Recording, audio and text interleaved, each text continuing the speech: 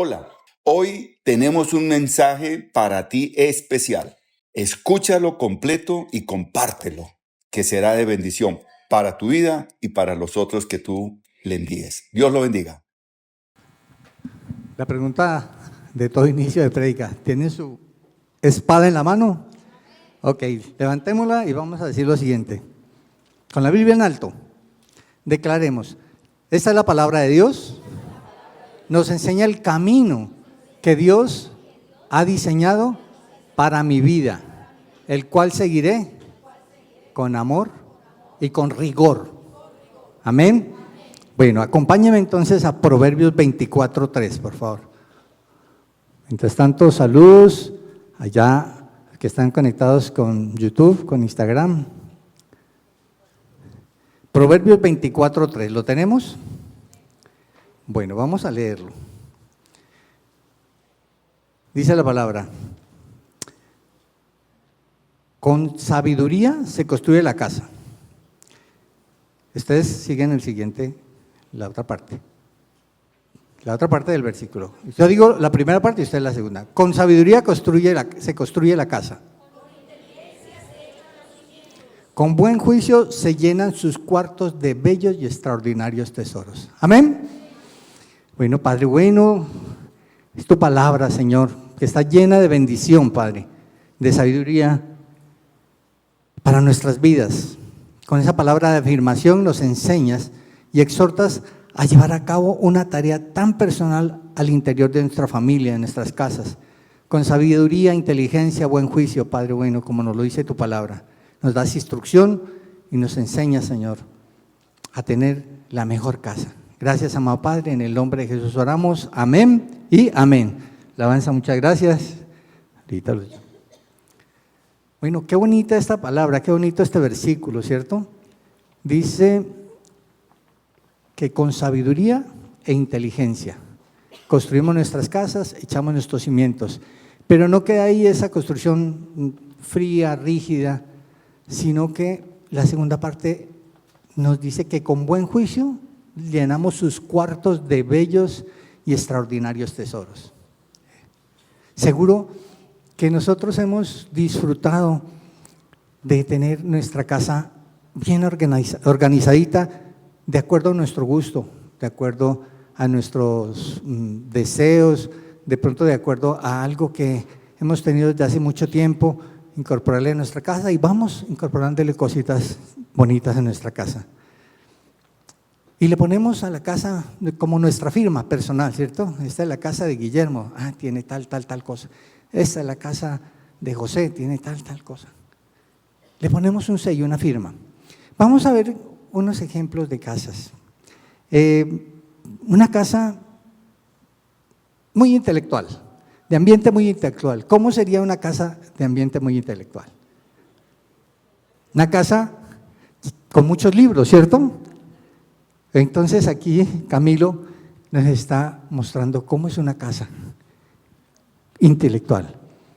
Está llena de libros, de volúmenes, mantiene todo el tiempo leyendo, documentándose. Es una casa muy intelectual, ¿sí? Qué importante que esa casa tenga 1, 2 o 3 versiones de Biblia para estar consultando, concordancias bíblicas, diccionario bíblico.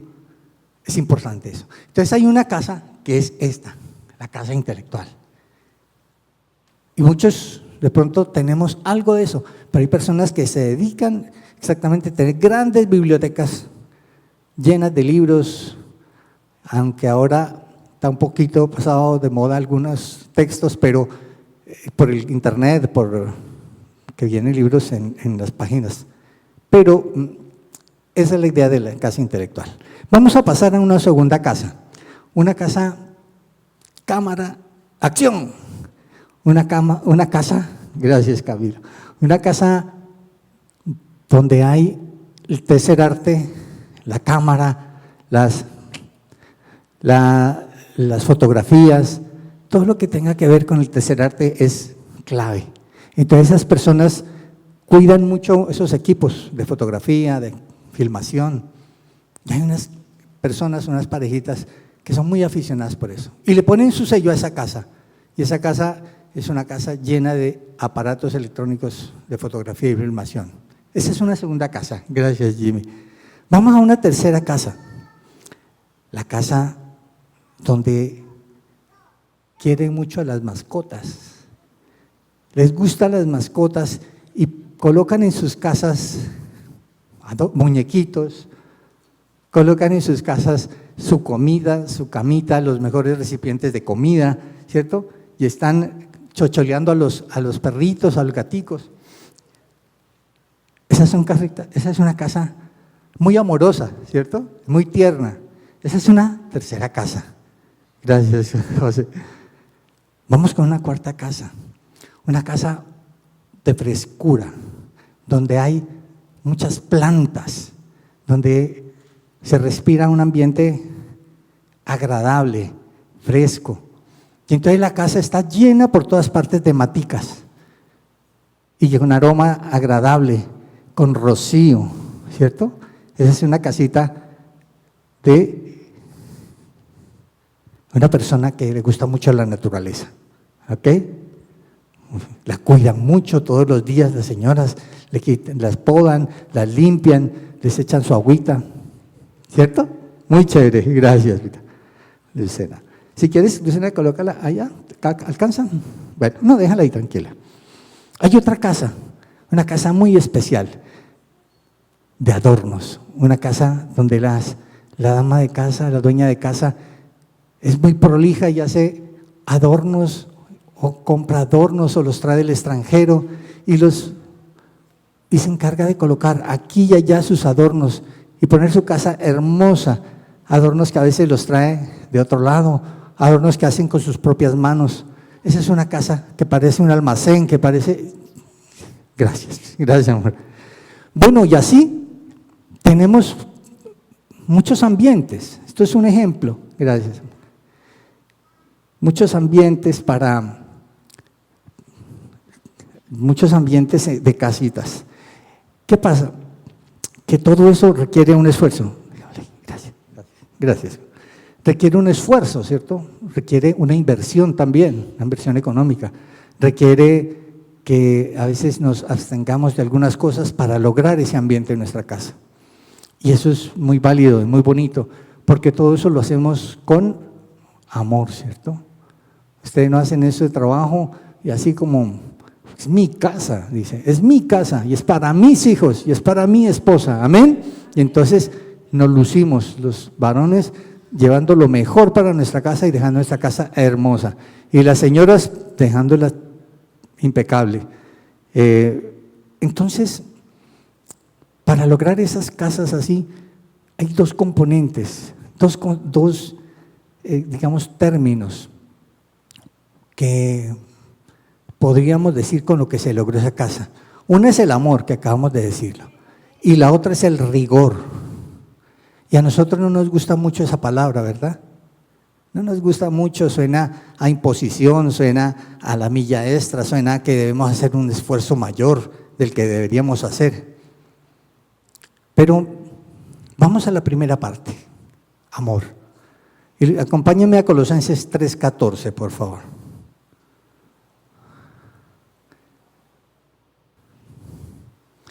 ¿Qué dice? ¿Lo tienen? Dice que por encima de todo, vistámonos de amor, que es el vínculo perfecto. ¿Amén? El vínculo perfecto es el amor. Si todo lo hacemos llevando aquí en el corazón esa palabra y ese sentir de hacer el bien al hermano, de trabajar por el hermano, las cosas nos salen bien, porque es un mandamiento que el Señor nos dejó y todo lo que Él nos dejó es para nuestro bien, para nuestro beneficio, ¿verdad? Pero el amor también requiere un esfuerzo, también requiere un trabajo, también trae algo de sufrimiento, porque hay muchas cosas que anhelamos hacer con todo el amor de nuestro corazón, pero no las podemos hacer por un obstáculo, por otro, por una prueba. Entonces requiere que estemos fuertes, firmes, y ahí es donde entra la segunda palabra, el rigor. Vamos a hablar un primer punto. El amor en nuestra casa interior. Amor en nuestra casa interior, en nuestro corazón. Y quiero invitarlos a Juan 4:8. Esta mañana el pastor Johnny, coincidimos en eso, espiritualmente muy chévere. Él decía que el que no ama, ¿qué pasa? No conoce a Dios, no ha conocido a Dios. Este versículo es muy profundo. Quiero que lo leamos desde el 7. Dice: queridos hermanos, amémonos los unos a los otros, porque el amor viene de Dios, y todo el que ama ha nacido de Él y lo conoce. Y ahora el 8, el que no ama no conoce a Dios, porque Dios es amor. Qué bonito hacer las cosas con esa dedicación, con esa entrega.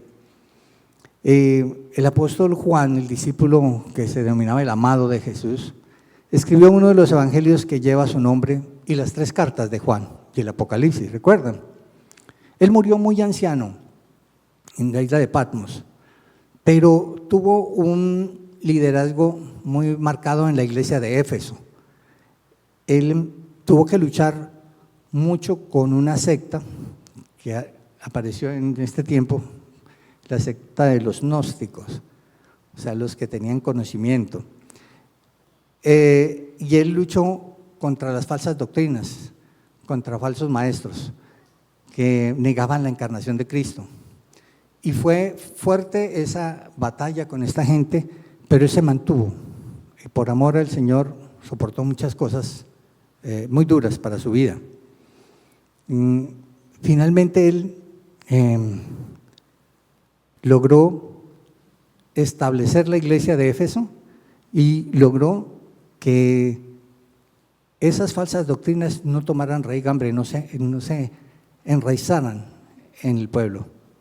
Sin embargo, siguió el gnosticismo y hasta nuestros días por ahí hay personas que se declaran gnósticas. Pero lo importante aquí es que Juan tuvo celo por la doctrina y defendió la doctrina de Cristo.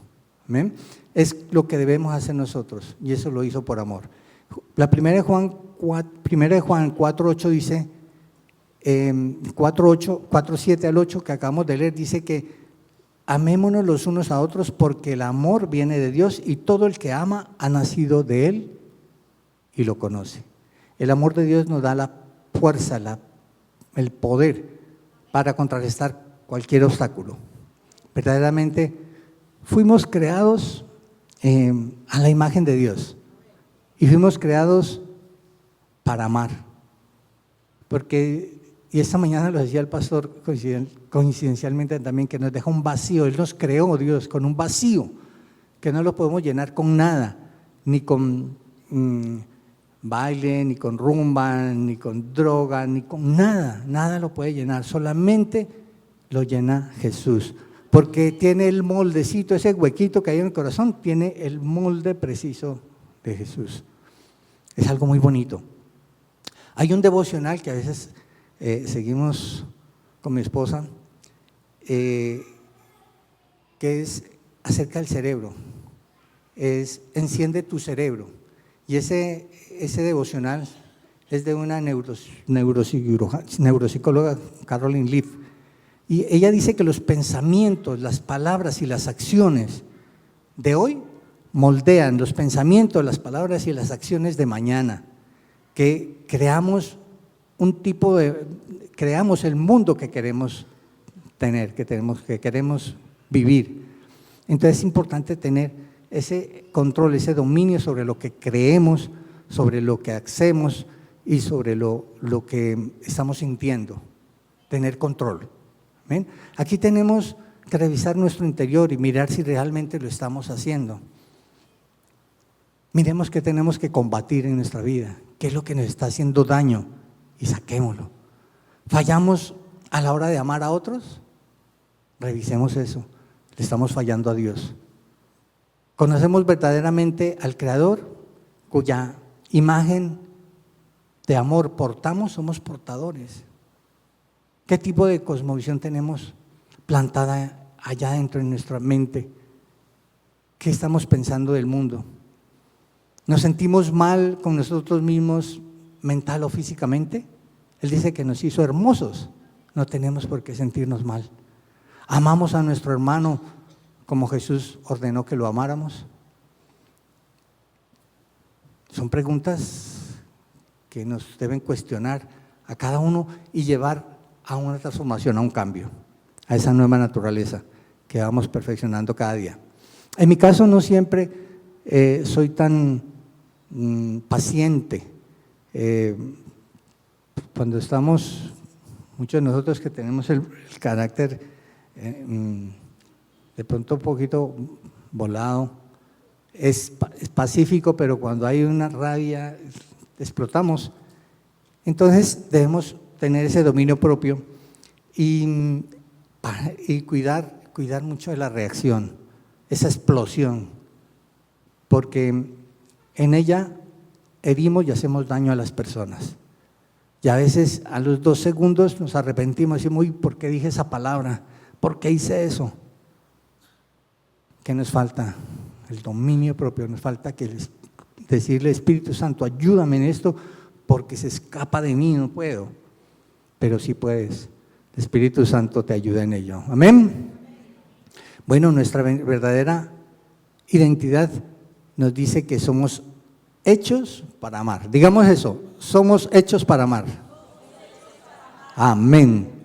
El amor es la razón por la cual vivimos, nos movemos y existimos, dice la palabra. Cuando actuamos según este diseño de amor, experimentamos a Dios de una forma personal y maravillosa. Dios nos muestra cosas grandes, nos revela cosas grandes cuando hay esa armonía entre nuestro corazón, nuestro espíritu y el de Él. Pero cuando andamos alejados de Él, no recibimos nada. Amén. El Señor se complace en atender tus peticiones. Cuando tú intercedes por un hermano, Él se complace si estamos en armonía con Él. Y entonces ahí hay lugar para el milagro y para que podamos dar esperanza a una persona que está necesitada, dolida, enferma, con de pronto una enfermedad terminal. Ahí hay espacio para el milagro. Entonces, tienes que decirle a tu hermano que está enfermo, que está enferma, hay esperanza en Cristo. Voy a orar por ti. Y yo sé que el poder de la palabra y de la oración puede. Y Dios escucha la oración. Amén. Entonces, ama y vive tu santidad y tu milagro. Quiero que digan eso. Ama y vive tu santidad y tu milagro. Bueno, para cerrar este punto, quiero leer una reflexión de un señor que se llama Thomas Kelly. Él escribió un libro también de devocional que se llama Testamento Devocional. Y este fue un hombre cuáquero del siglo XVIII y mitades del XIX. Escribió muchos temas de doctrina muy profundos y él estuvo en Alemania, en Londres. Lo importante es a lo que él llegó. Les voy a leer la frase clave. Él dijo, después de que llegó de la Primera Guerra Mundial, que vio tanto dolor, tanta muerte, tanta cosa fea, producto del corazón del hombre, matando al hombre, él llegó feliz, lleno de alegría, y a sus más íntimos amigos les dijo, es maravilloso, me he visto literalmente fundido por el amor de Dios. ¿Cómo puede llegar un hombre que viene de la guerra, de ver tanto dolor, tanto desastre? ¿Cómo puede decir eso? Porque tenía una relación superior a la relación horizontal con los hombres, estaba en una relación con Dios, y Dios le permitió ver el amor, ayudó a mucha gente, salvó a muchas personas, generó esperanza en las personas. Y él dice esto, miren, el problema que enfrentamos actualmente precisa muy poco tiempo para ser enunciado. Basta reconocer únicamente que vivimos en constante tensión, abrumados y oprimidos por el paso del conjunto ambiental, casi sin aliento, precipitadamente y jadeante a través de un ininterrumpido programa de órdenes y de acuerdos, vivimos demasiado ocupados para poder ser buenos esposos, buenas esposas, buenos camaradas con nuestros hijos, buenos amigos de nuestros amigos. Nos falta tiempo para ser amigos de los desamparados. Pero por otra parte, si nos aislamos del trabajo, de los negocios, de los intereses que el mundo pone delante de nosotros y disponemos algunas horas de quietud en el seno de la familia, tenemos un sentido de culpabilidad y nos obliga a escuchar aquel sordo murmullo que el espíritu del ciudadano lleva a nuestros oídos. O sea, un reclamo: estás perdiendo tiempo, ve y trabaja, ves, haz esto. En esta época humanística suponemos que el hombre es el que inicia y Dios el que responde. Pero el Cristo viviente en nosotros es el que inicia y nosotros somos los que respondemos a Dios. Dios es el amante, el seductor, el que revela luz y tinieblas y el que invita a toda nuestra aparente iniciativa, que no es más que respuesta, un testimonio a su presencia y obra secreta dentro de nosotros. Amén. Démosle un aplauso al Señor, porque Él es el que inicia el amor. Él es el seductor. El Señor nos dio la más grande prueba de su amor. El Señor Jesús fue a una cruz, murió por nuestros pecados y por eso somos aceptos ante el Padre para estar con Él en la vida eterna. Y hay dos palabras, cerramos con esto este primer punto, que de pronto las han oído, son griegas. Una palabra es exagorazo. Exagorazo significa que compró en las plazas de las ciudades griegas, había unas plazas donde vendían esclavos. Y alguien iba y compraba el esclavo y decía: este es mío, y se lo llevaba. Entonces Jesús compró con su sangre y nos libró de la esclavitud del pecado.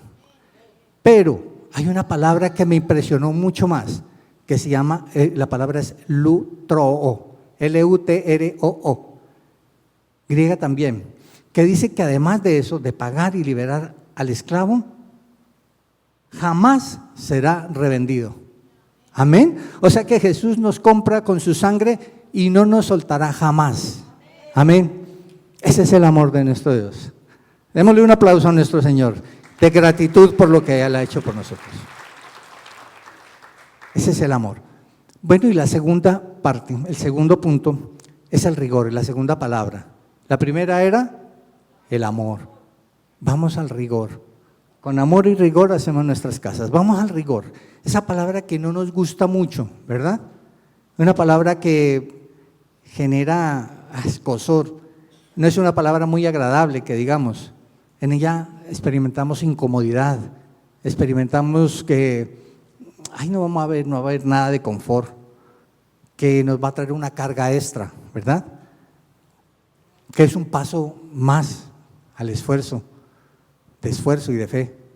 Y la definición que da el diccionario es simplemente que un trabajo riguroso vendría siendo aquel que da cuenta justamente de aquellos atributos que habitualmente se reconocen a las ciencias como claridad, distinción, evidencia, exactitud y precisión. Son palabras fuertes y que exigen. Eso es rigor, hacer las cosas en la puntualidad hasta el final, sin que quede nada pendiente, con honestidad, sin perder tiempo, sin pereza. La falta de rigor es una constante en la multitud de trabajos que no cumplen con los principios básicos de una investigación de esa naturaleza. Habla aquí de la parte científica, donde sin rigor el método científico no va, ¿verdad? Sin rigor no se pueden concluir tareas. Sin rigor no se hubiese podido hacer la Torre de Cali, la planta de Puerto Mayarino, el metro de Medellín, el metro de Bogotá. Se necesita rigor, hablando de las cosas materiales, físicas, pero también de la parte espiritual. Necesitamos rigor para cuidar nuestros cuerpos. Necesitamos rigor. Y quisiera aquí que me ayuden con algunas decisiones que hemos cometido, tomado equivocadamente. Les voy a decir una: asociarnos con yugo desigual. El Señor nos ha dicho que seamos rigurosos, con eso. Con yugo desigual no te juntes, porque te va a ir mal. ¿Qué me dice otra?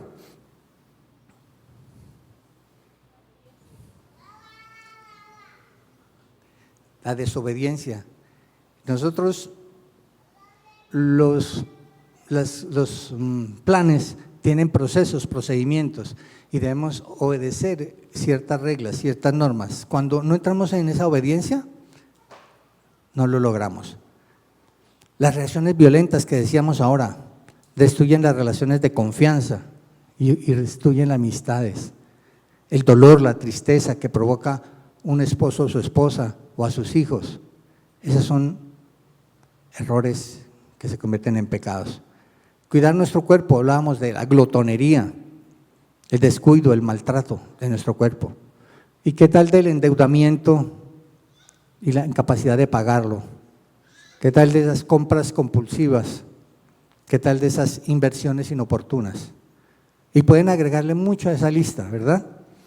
Pero tenemos la sabiduría que nos da el Espíritu Santo para ser sensatos y tomar decisiones sabias.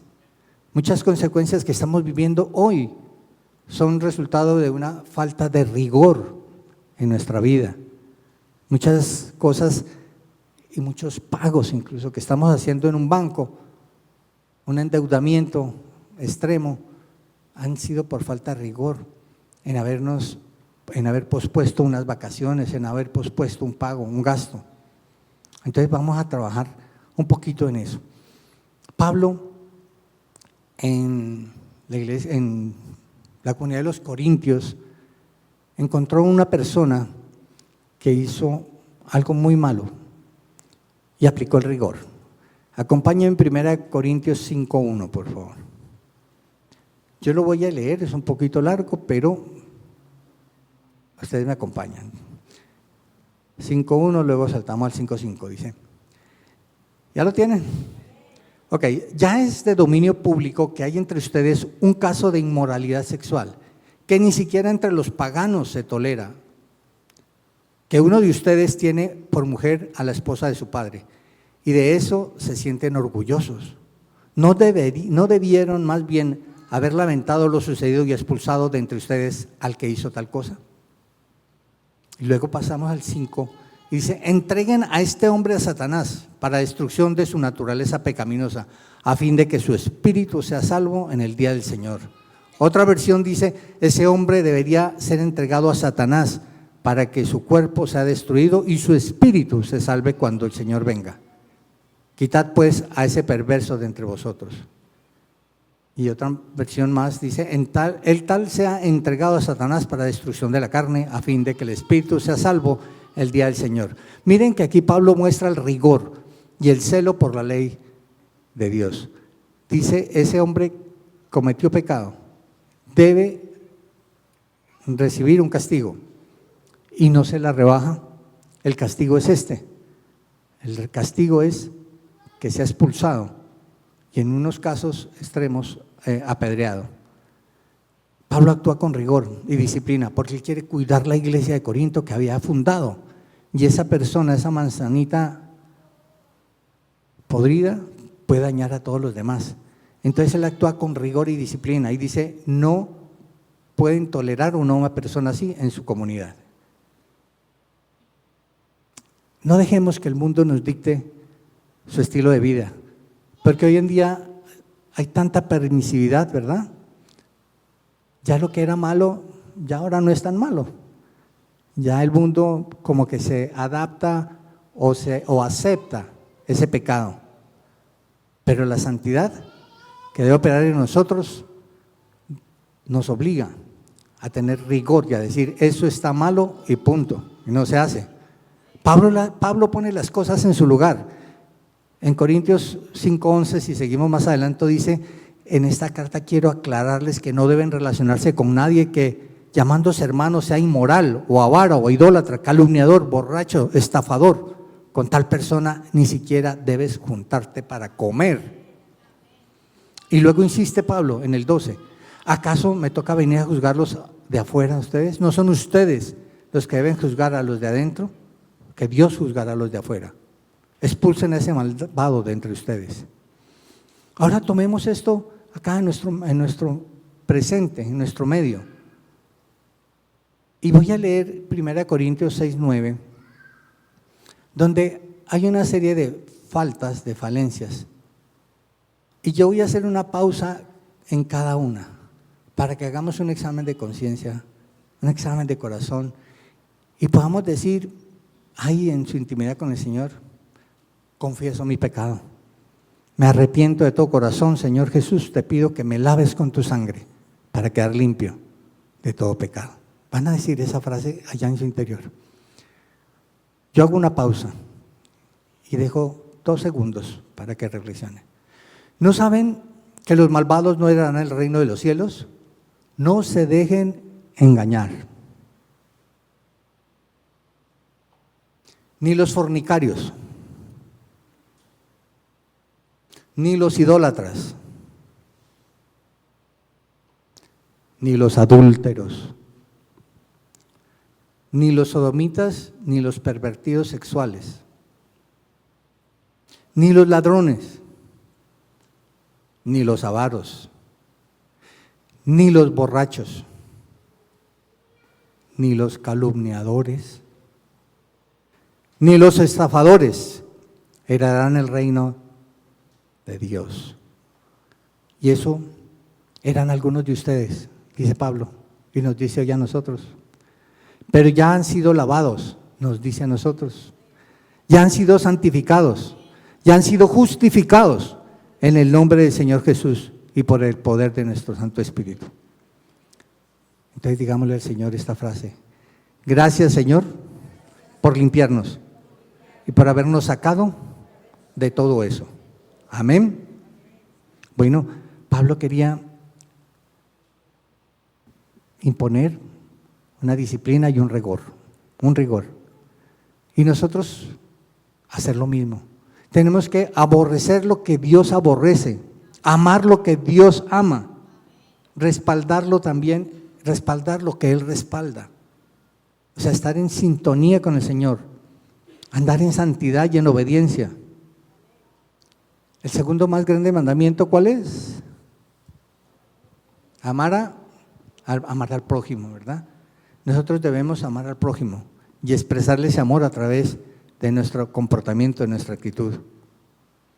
Así que tenemos que hacer un esfuerzo de tolerancia, porque muchos no nos soportamos a la persona que está al lado porque se rasca así, o porque camina torcido, o por bobadas, ¿cierto? Nos molesta a la persona de por sí.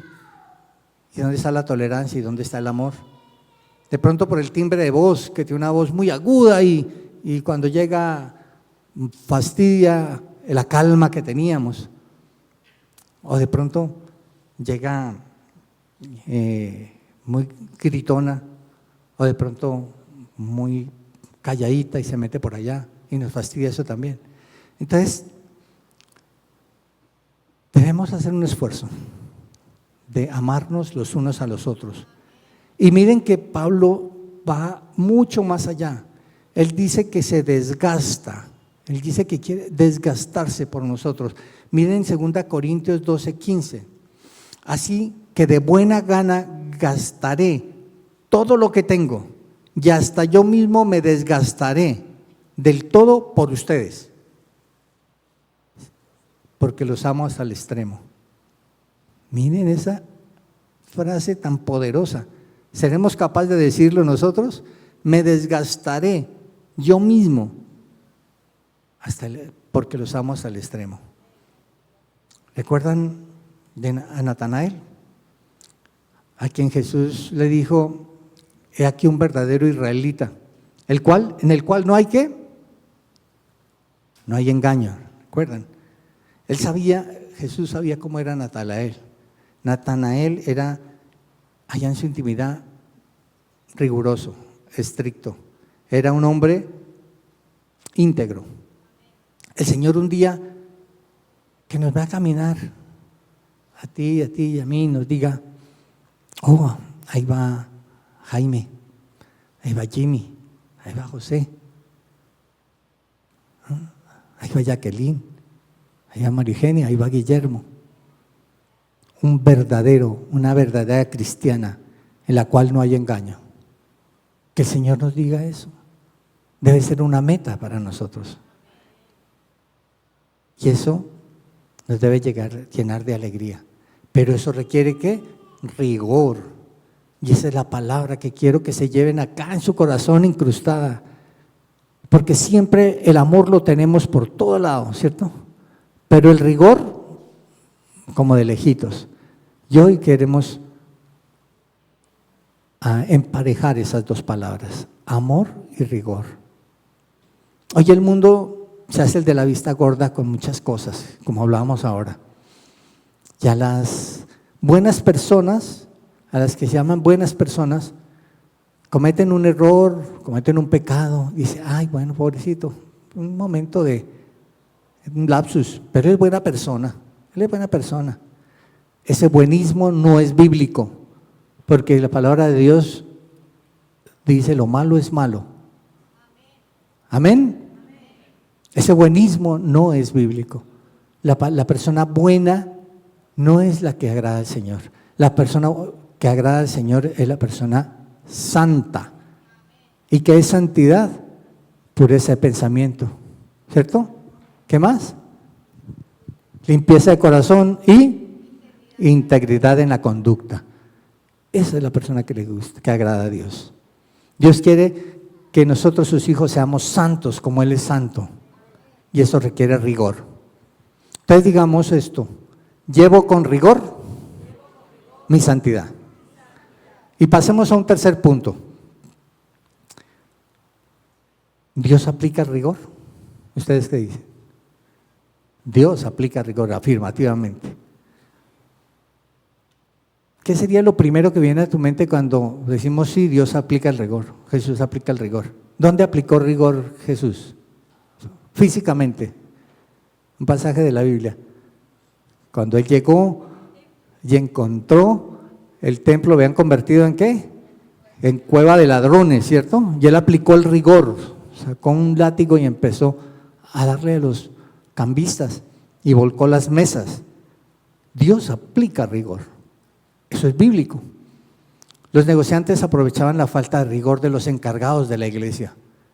Sí, y eran como condescendientes. Un día llegó alguien y puso una mesita y empezó a vender ahí escapularios, tarjeticas, cositas. Y luego llegó otro día y empezó a vender inciensos. Y luego llegó otro día y empezó a vender más cosas y más cosas. Y empezó a distraer a la gente que iba a orar, a buscar al Señor. La distrajo en ponerse a hacer negocios. Eso no es de Dios. ¿Por qué? Venimos al templo, aquí no vemos nada de ventas. Allá afuera tenemos la cafetería y la librería, que son afines a servicios que apoyan el servicio del templo. Pero acá en el templo, y el pastor ha sido muy estricto con eso, estamos para ¿qué? Facilitar el encuentro de todos los que vienen acá con Cristo. Él es estricto y yo aplaudo eso. Algunos días cerró la puerta para cuando haya el llamado, la gente no se salga, que respete ese momento de intimidad con el Señor. Y bueno, y el mensaje les llegó a todos. Todos lograron quedarse un momentico y respetar el tiempo del llamado. Bueno, Proverbios 22:12 dice, aplica tu corazón a la disciplina y tus oídos al conocimiento. La Biblia tiene muchos versículos, habla mucho de disciplina, habla mucho de rigor. Quiero que miremos algunos puntos donde Dios aplica el rigor. Habrán muchos más, solo 5 punticos. Primero, desobediencia y ambición.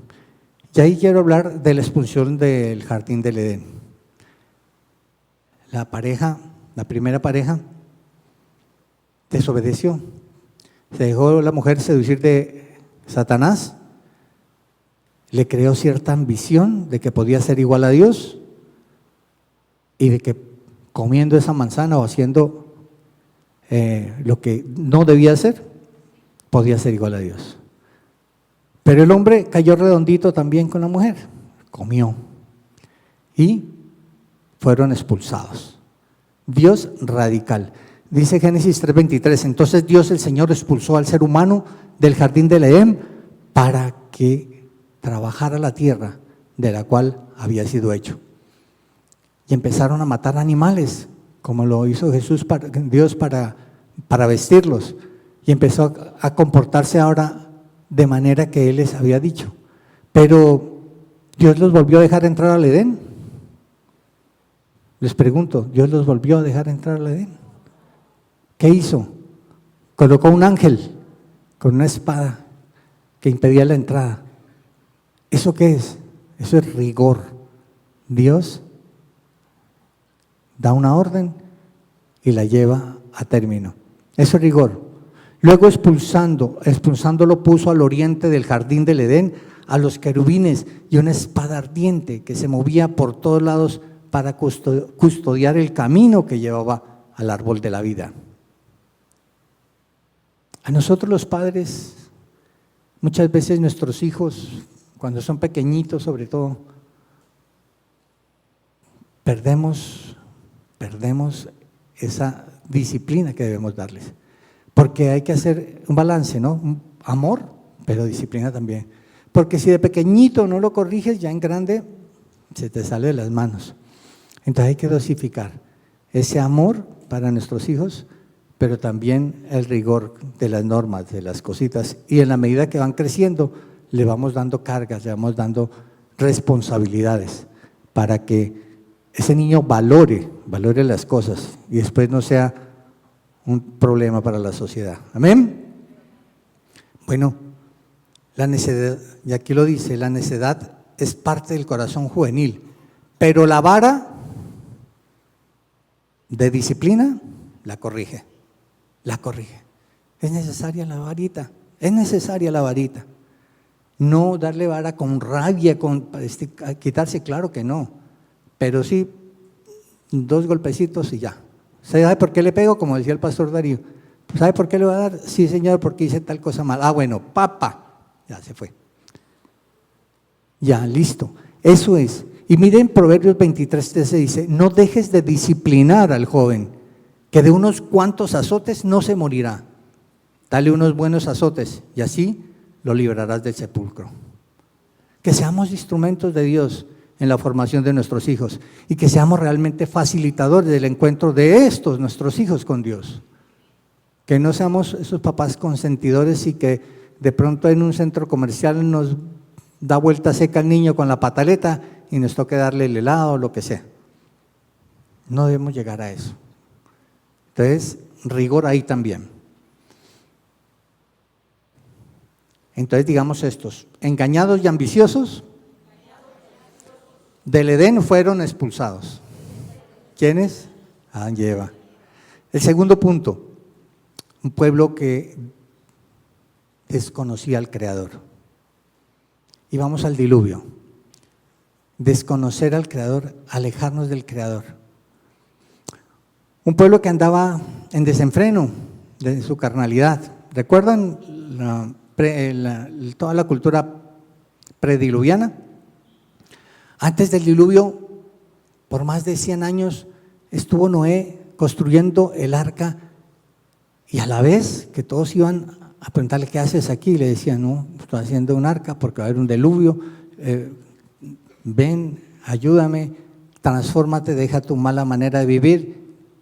Noé predicaba 100 años, pero nadie le hizo caso. A cambio de eso, se burlaban de él. Como en este desierto y que nunca ha caído agua, ¿cómo estás construyendo una arca?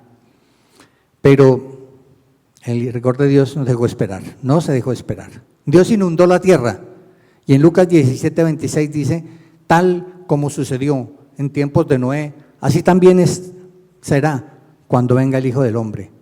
Comían, bebían y se casaban y se daban en casamiento hasta el día en que Noé entró en la arca.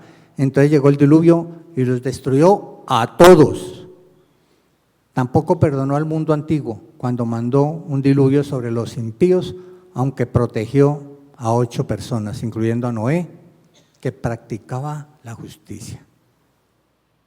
Bueno, tantas familias, tantos amigos que tenemos en nuestro vecindario, en nuestros colegios, en nuestro trabajo, que de pronto has tenido la intención de predicarle y te rechaza. Tú ya sabes lo que pasa. Pero es tu deber y el mío predicar la palabra donde quiera que estemos, oficina, en el trabajo, en el colegio. Es nuestra obligación, es lo que debemos hacer con rigor, sin dejar pasar. Bueno, vamos al tercer punto, soberbia del hombre. Y aquí les voy a hablar de la Torre de Babel. El hombre se unió para construirla, una gran edificación que llegara al cielo. ¿Y qué hizo Dios? Confundió sus lenguas, ¿cierto? Dios no los destruyó. ¿Y saben por qué no los destruyó? Porque hubo algo que hicieron bien. ¿Qué harían bien toda esta gente de Babel? Unirse, muy bien. Se unieron. Y a Dios le agrada que seamos gregarios. Dios no los destruyó. ¿Qué hizo? Confundió su lengua y los dispersó. Génesis 11:8. De esta manera el Señor los dispersó desde allí por toda la tierra y por tanto dejaron de construir la ciudad. Entonces digamos aquí en este punto, por soberbia y vanagloria hay dispersión y confusión. Vamos al cuarto, alejamiento de Dios. Cuando nos alejamos de Dios, las cosas van mal. Todo se nos daña, todo se nos tuerce. Se alejó el pueblo de Dios y hubo destrucción del templo. Miren lo que dice Isaías 43:28. Dios permitió eso. Por eso humillé a las autoridades del templo, entregué a Jacob a la destrucción total y entregué a Israel al menosprecio. Entonces, alejarnos de Dios nos lleva a la destrucción de lo que creamos. O sea, nos esforzamos tanto por algo, pero andamos en desobediencia, nos alejamos de Dios y Dios hace que se pierda ese esfuerzo, porque no lo adquiriste en la manera de Dios. Por desobediencia y autoexaltación, digamos, por desobediencia y autoexaltación, humillación. Y el quinto, infidelidad, destrucción de Jerusalén. Jerusalén fue un pueblo muy infiel, ¿cierto? Unas veces estaba bien con el Señor, otras veces se alejaba, unas veces estaba celebrando, haciendo los holocaustos y otras veces en sus orgías. Crónicas 36:17 dice, entonces el Señor envió contra ellos al rey de los babilonios, quien dentro del mismo templo mató a espada a los jóvenes y no tuvo compasión de los jóvenes ni de las doncellas, ni de adultos ni de ancianos. A todos los entregó Dios en sus manos. Todos los utensilios del templo de Dios, grandes, pequeños, más los tesoros del templo y los del rey y de sus oficiales fueron llevados a Babilonia. Incendiaron el templo de Dios, derribaron la muralla de Jerusalén y perdieron fuego a sus palacios y destruyeron todos los objetos de valor que allí había. Eso es Segunda de Crónicas 36:17.